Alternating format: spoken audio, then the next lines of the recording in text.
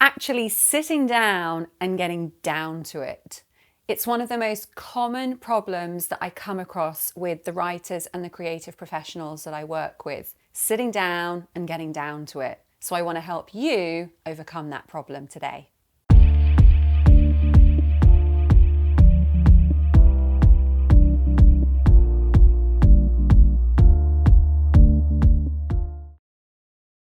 I used to manage a retreat for writers. I did that for about 5 years. And one of the things I noticed with the writers that came to the retreat was this massive struggle that they had, the challenge of just sitting down and getting down to it. Once they were writing or once they were working on their creative projects, it felt a lot easier, but it was actually getting to that point where they were sitting down and focusing. So this is an area that I love to help people with. If you're new here, this channel is really going to help with that motivation, procrastination. So if you haven't yet subscribed, what are you waiting for? Come and join us and achieve your creative dreams. So when I'm working with a client in this area of, they know that once they start writing, it's okay, and yet it's the actual sitting down and getting down to it that they're putting off. One of the places that I love to start to get them thinking of is the way that they are imagining their writing or imagining working on a creative project. It might be that you're an artist, it might be that you're a musician. So how are you imagining the project when you're actually not working on the project? And that has a huge component, that is a huge component really into why you're putting off that getting down to it, because there's something in your imagining of the project that isn't that great, and that's why there's that resistance. And that's why that once you get into the project, the reality hits of, oh, this isn't so bad. So what that means is that you're creating a different reality that only gets disproved once you sit down and start working on the project. So we want to look at disproving that reality before, so that you're not putting off that sitting down and even just opening the notebook or opening up the document and getting started. So the first place that we want to really start bringing our attention to is our thoughts and our feelings and the way that we're talking about our projects when we're not working on them. So over the next few days, over the next few weeks, if you find that you're in this place of, yeah, I really do put off that sitting down and getting down to it, just really start to bring your attention when you're talking to friends and colleagues about your creative project. How are you talking about it? Because if you're talking about it in ways that says it's not going that great, or you're not really sure how it's going to turn out, there is going to be that resistance to get down to it.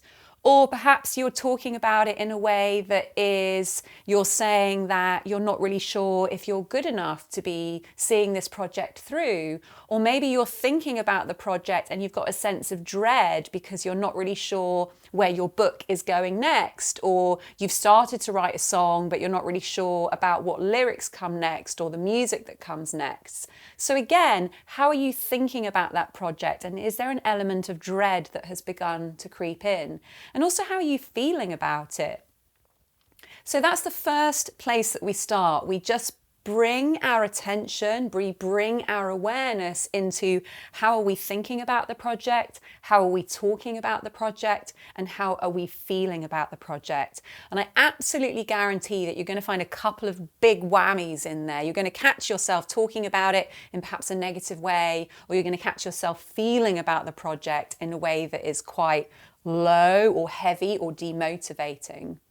So once you start to bring your attention into what's causing you to resist that sitting down, then you start to make changes. So you start to talk about your project in a way that's going to really invite you to want to sit down and get on with it. If you're having a conversation with someone about how excited you are about this new memoir that you're writing, and how you just can't wait to get the story out, and how you really can't wait to start building an audience around it, and you really can't wait to have people read the memoir and then start messaging you with messages like, you've really changed my life with this book. Thoughts like that are going to be like, damn, I need to get my ass down on the chair and I need to start writing this memoir. I need to get on with it. So again, that's where we start to really make that shift, where we start having conversations and we start really inviting thoughts that enable us to see our project in a different way. And that means we're not going to be resisting that sitting down and getting down to it. The final component, the little extra tip, is that you start to imagine yourself getting down to it. Because here's another thing that I notice when especially when I'm doing one-to-one work with a client, and we start talking about the fact that they're not getting down to it, and they start to tell me that they're imagining themselves not getting down to it because they're really preoccupied by the fact that they're putting it off. And so what's going through their mind is like a visual repertoire of not working on their project. And so you're visualizing yourself not working, hence that's why you're not getting on with it. So you really want to start visualizing yourself in the place that you do your work. Perhaps you might visualize yourself sitting on the sofa with your notebook. You might visualize yourself at your desk. Wherever it is that you want to be sitting down and getting down to it, you start imagining it. So it might be, if you think, I want to have a really productive morning, you get into a habit of when that alarm goes off first thing in the morning, you wake up and you remind yourself to start seeing yourself at your desk. It might be you wake up, you start making your tea, but you're having those visuals in your mind, you're really seeing yourself doing it. Those 3 steps are really, really powerful when practiced on a regular basis. So you want to be catching yourself every day. How am I thinking about my project? How am I talking about my project? How am I feeling about my project? Really catch yourself doing that every day.